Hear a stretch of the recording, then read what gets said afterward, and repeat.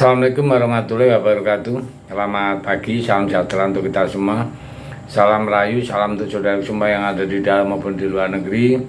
Mudah-mudahan berbahagia. Untuk yang sakit mudah-mudahan cepat sembuh, yang bekerja mendapat rezeki yang berkah. Amin. Kenapa negara Indonesia disebut negara Konoha? Dan bahasa ini populer di kalangan rakyat Indonesia ya. Dikit-dikit kalau istilahnya kita mau nyebut Indonesia, khawatir terjerat hukum etik ya, kita sebut Konoha.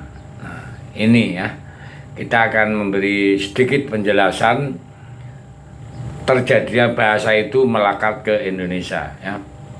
Jadi Konoha itu merupakan desa fiksi yang berasal dari kartun Naruto ya. Cuma di media sosial kita sering banget ya melihat kata-kata negara Konoha ya, yang tujuannya mungkin untuk menggambarkan Indonesia dengan cara yang tersirat. Nah, yang jadi pertanyaan sekarang, kenapa Indonesia sering banget disebut sebagai negara Konoha? Dari mana sih asal munculnya dari bahasa itu? Sekarang kita bahas ya. Munculnya itu dari ceritanya seperti ini. Jadi yang paling simpel, kenapa Indonesia disebut negara Konoha? Karena ada banyak sekali kemiripan yang dimiliki oleh dua negara ini ya. Mulai dari masyarakat yang beragam hingga jumlah pemimpinnya pun juga sama. Makanya hal tersebut kan kemungkinan membuat banyak sekali warganet yang setuju dengan menyebut Indonesia sebagai negara Konoha. Sekarang kita bahas ya. Jadi kesamaan soal pemimpin. Dulu serial Naruto, Konoha itu memiliki 7 orang pemimpin yang disebut sebagai Hokage ya. Yang sejak pertama merdeka Indonesia juga memiliki 7 pemimpin yang sudah menjalankan negara ini. Kita bahas dari yang paling pertama ya. Bisa dikenal juga Hokage ya. Yang pertama yaitu Hashirama Senju, dan pemimpin pertama Indonesia adalah Insinyur Soekarno. Keduanya merupakan cikal bakal dari berdirinya Konoha dan Indonesia, di mana memiliki karakter yang dikagumi dan juga dihormati oleh usaha dan keberhasilan memerdekakan, juga membentuk sebuah negara sendiri. Kemudian pemimpin kedua Konoha adalah Senju Tobirama ya. Sedangkan presiden kedua Indonesia adalah Bapak Soeharto. Mereka keduanya juga punya kemiripan, tapi bukan soal lama jabatan ya. Dilihat dari segi pembangunan ya. Soeharto memiliki kesamaan dengan Soekarno, begitupun sama dengan Tobirama yang mirip dengan Hashirama ya. Terus kesamaan yang menonjol lainnya adalah sama-sama mengasingkan kelompok pemberontak, di mana Soeharto membenci Partai Komunis dan Tobirama membenci klan Uchiha. Selain itu Soeharto dikenal sebagai bapak pembangunan, di mana Tobirama juga demikian juga ya. Pasukan Anbu dan juga Ujian Kuinin adalah contoh kenapa Tobirama bisa disebut sebagai bapak bangunan yang ada di desa Konoha. Kemudian ya, ada yang terakhir adalah keduanya memiliki sikap yang sangat dominan, di mana sama-sama terkenal tegas dan juga berani. Pemimpin berikutnya adalah sosok Presiden Habibie yang dikenal sebagai sosok yang sangat pintar.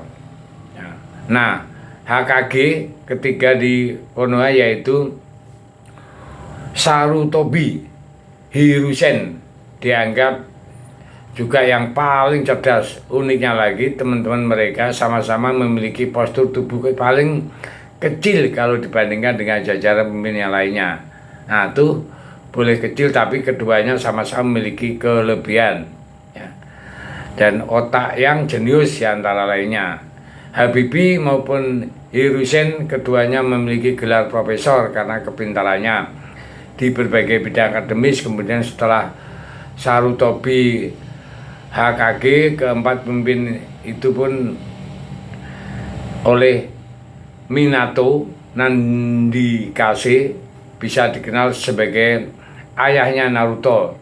Sedangkan presiden keempat Indonesia yang dipimpin oleh Abdurrahman Wahid alias Gus Dur, fakta unik dari keduanya adalah sama-sama memiliki masa jabatan sebentar, di mana Gus Dur dilengser sedangkan Minato meninggal karena melindungi Konoha.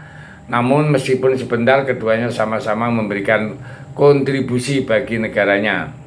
Dan keduanya juga memiliki karakter yang humoris dan tidak tegar. Atau setelah melihat kesamaan ini, mungkin masih banyak dari kalian yang berpikir kalau hal itu cuma cocok logi.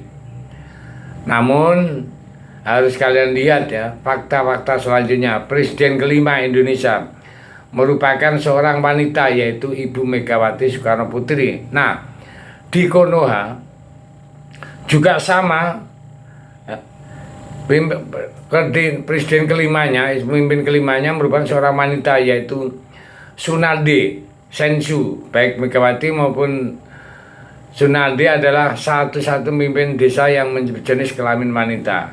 Nah, Megawati juga keturunan dari Presiden Soekarno. Begitu juga dengan Tsunade yang juga merupakan keturunan HKG pertama, si Hashirama. Nah, jadi lanjut, kalau kaki keenam yaitu Bapak Susilo Bambang Yudhoyono. Kedua pemimpin ini memiliki persamaan yang paling menyolok, yaitu dimana sama-sama lahir di kalangan militer. Ya. Dan yang terakhir Bapak Joko Widodo, sosok Uzumaki Naruto menarik presiden juga begitu. HKG ketujuh sama-sama tugas menjalani misi perdamaian. Jokowi menjalankan juga misi perdamaian saat Rusia dan Ukraina itu terjadi perang.